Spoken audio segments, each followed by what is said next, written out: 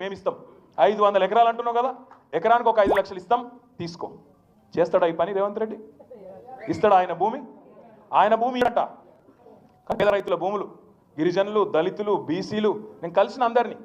అందులో ఒక పిల్లగాడు పంచాయతీ సెక్రటరీ ఉన్నాడు, ఆయనను కూడా తీసుకుపోయి లోపల వారేసారు. రాఘవేంద్ర యాదవ్ ఆ పిల్లగాని పేరు. నేను అడిగిన, నువ్వు ఎడికెళ్ళి వచ్చినారో భయ అన్న? నేను డ్యూటీకి పోయినా, ఈ ప్రభుత్వమే చెప్పింది కులగణన చేయమని చెప్పింది, నేను ఎక్కడ పక్క మండలంలో పనిచేస్తున్నా, ఊరికి వచ్చినాక సాయంత్రం నన్ను కొంట పోయినరు. అరే నిన్న ఎట్లా తీసుకుపోయిన రాబోయే అంటే, నేను చూడన్నా నేను ఆడ పోయి వచ్చినా, అయినా కూడా నన్ను కూడా తీసుకొచ్చిరన్నా అని చెప్పిండు. ఒక ఆయననే కాదు, ఇలా కేవలం దళితులు గిరిజనులే కాదు, విష్ణువర్ధన్ రెడ్డి అని ఒక ఆయన ఉన్నాడు, ఆయనకు కూడా 25 ఎకరాలు 30 ఎకరాల పొలం ఉందంట, ఆయనను కూడా పట్టుకపోయినారు. ఈ కులం ఆ కులం అని కాదు, రైతు రైతే, రైతు కులం ఉండదు. ఆ రైతులను ఇవాళ చెరబట్టి, ఆ రైతులను జైల్లో పెట్టి, నేను భూమి నా భూమి నేను ఉంచుకుంటా అన్న ఒకే ఒక్క పాపానికి 35 రోజులు జైలా. మరి ఇట్లాంటి దుర్మార్గుని మనం క్షమించవచ్చా?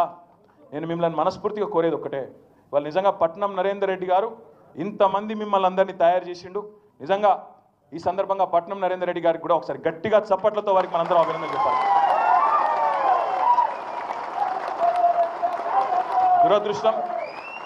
దురదృష్టం అట్లాంటి మంచి నాయకుడిని ఎమ్మెల్యేగా మనం గెలిపించుకోలేకపోయినాం. సరే, ఈ నక్క చెప్పిన మాటలకు ఆయన నక్క వినయాలమైనమో, కొడంగల్ నుంచే తిరిగి మన జైత్ర యాత్ర మొదలు కావాలి. రేవంత్ రెడ్డిని తుక్కు కింద అదే కాన్స్టిట్యూన్సీలో ఓడగొట్టాలి. దానికి మనం ఈ రోజు నుంచి ఒక్కొక్కలం ఆ లగచర్ల రైతుల కష్టం సాక్షిగా, వాళ్ళను జైల్లో పెట్టి ఏడిపించిన ఆడబిడ్డలను ఏడిపించింది కదా, ఆ కన్నీళ్ళ సాక్షిగా ఒక్కొక్కలం కేసీఆర్ లాగా కదులుదాం. తెలంగాణ ఉద్యమంలో కేసీఆర్ ఎట్లా కదిలిండో ఒక్కొక్కరం కొడంగల్లో అట్లే కదులుదాం. మీ అందరికీ నేను ఒకటే మాటిస్తా ఉన్నా, రేపు 90% బెయిల్ వచ్చే అవకాశం ఉందని లాయర్లు చెప్తున్నారు. వస్తే సంతోషం, దబ్బన రాలేదనుకో నిరాశ పడకండి, నిరుత్సాహపడకండి, అయ్యో ఇట్లా అని చెప్పి ఆగం కాకండి, కొట్లాడదాం. ఇమ్మీడియట్గా ఎల్లుండే హైకోర్టుకు పోతాం, హైకోర్టులో ఎంత బెస్ట్ లాయర్ని పెట్టాలనో వాళ్ళని పెడతాం, మీకోసం కొట్లాడతాం, ఇడిచిపెట్టాం, ఎక్కడి దాకైనా పోతాం. మీ విషయంలో మీరు అనుమాన పడద్దు.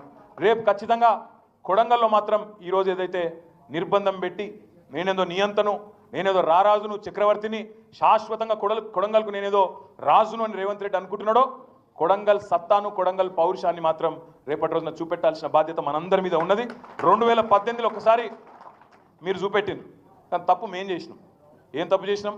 ఆడ మీరు తన్నుడు అంతే, ఇక్కడ వచ్చి మల్కాజ్గిరిలో పడ్డాడు, ఇక్కడ గెలవనీయకపోతే ఇలా లొల్లే ఉండపోతుండే. 5,000 ఓట్లతో అడిమారి గుడి దెబ్బలో గెలిచిండు. ఇక గెలిచినాక ఇప్పుడు ఈ దరిద్రం చుట్టుకునేది మనకు. నేను మీ అందరికీ ఒకటే కోరేది, ఎక్కువ టెన్షన్ పడకండి. మీకు మా తమ్ముడు అవినాష్ రెడ్డి కానీ, అదేవిధంగా మిగతా కొడంగల్ నాయకులు, మండల ప్రెసిడెంట్లు కానీ, ఇంకా మిగతా నాయకులు కానీ అందరూ కూడా మీకు అండగా ధైర్యంగా ఉంటారు.